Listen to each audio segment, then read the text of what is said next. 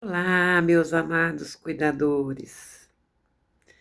Hoje nós vamos falar de um tema que acaba gerando muita confusão e às vezes a gente acha que é a mesma coisa. Por exemplo, convulsão e epilepsia. É a mesma coisa? Não, pessoal, não é a mesma coisa. Vamos lá. A epilepsia é uma doença neurológica crônica e que acontece várias vezes. É diferente de uma convulsão que pode acontecer de uma forma isolada. Ou seja, se a pessoa tem uma única crise, isso é uma convulsão. Pode até ser o sintoma para o desenvolvimento de uma epilepsia ou de outra doença,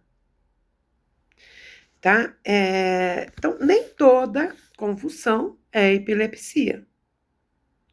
E nós podemos ter crise de epilepsia, inclusive sem as convulsões. É importante que a gente entenda isso. Hoje a epilepsia assim afeta muitas pessoas no mundo inteiro, no Brasil e no mundo inteiro. Por isso que é importante a gente conhecer um pouco melhor sobre as diferenças de uma e da outra, né? Quando a gente fala em convulsão, é um termo que é usado para descrever a atividade motora, que são, por exemplo, a rigidez ou o movimento involuntário do corpo todo. Então, são movimentos intensos que até parece violento e quando a gente vê pela primeira vez acaba assustando, né? Pode ter rigidez ao mesmo tempo, né? Que os movimentos involuntários e rigidez também. Esses tremores, eles são persistentes e ninguém numa crise fica aí muito tempo em crise. Essas crises são rápidas, duram segundos ou no máximo minutos, tá? O que é a epilepsia, então? É uma doença que acontece em repetidos episódios.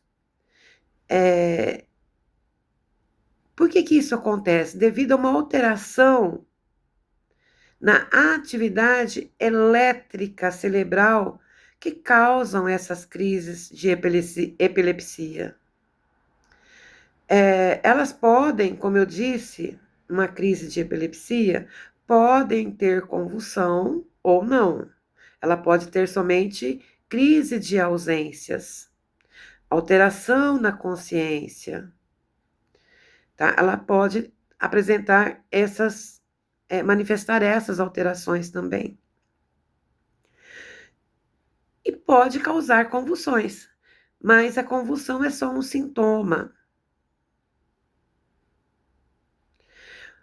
Ou seja, gente, quando se fala em convulsão, existem outras situações que pode levar a isso. Por exemplo, febre muito alta, crise de hipoglicemia, que é a diminuição brusca da glicose no nosso sangue, tumores cerebrais, trombose venosa, AVC, que agora nós chamamos de AVE, acidente vascular cerebral, pode ser causada também por meningite, por traumas no crânio, tipo acidente, quedas.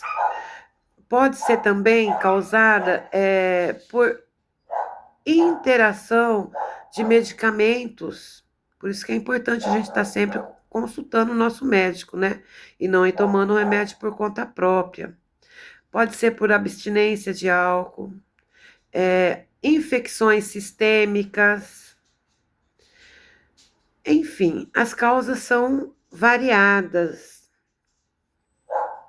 Então, quando uma pessoa apresenta uma crise de convulsão, não quer dizer que ela seja epilética. Para que ela seja diagnosticada com epilepsia, vários eventos de convulsão devem ter ocorrido.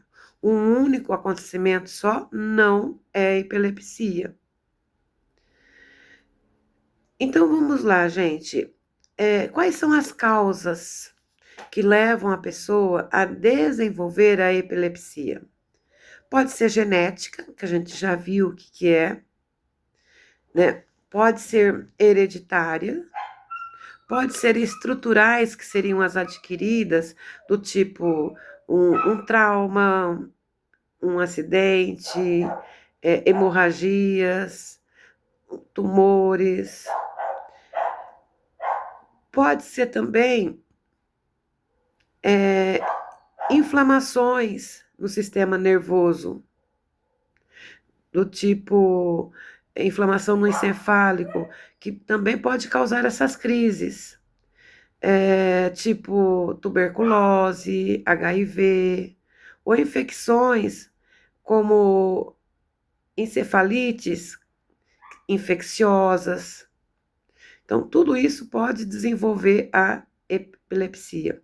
E até hoje, pessoal, tem 70% dos casos de epilepsia que ainda não se consegue diagnosticar a causa, o porquê que essa doença foi instalada. Ela pode também ser parcial ou generalizada. O importante é a gente saber como acolher, como cuidar nesse momento. Quando nós vemos pela primeira vez, nós não vamos diagnosticar, nós não vamos saber se é uma convulsão ou se é uma crise de epilepsia, né? Quem vai diagnosticar isso vai ser o médico, não somos nós. Tá bom, meus amados? Beijo no coração de vocês. Até mais.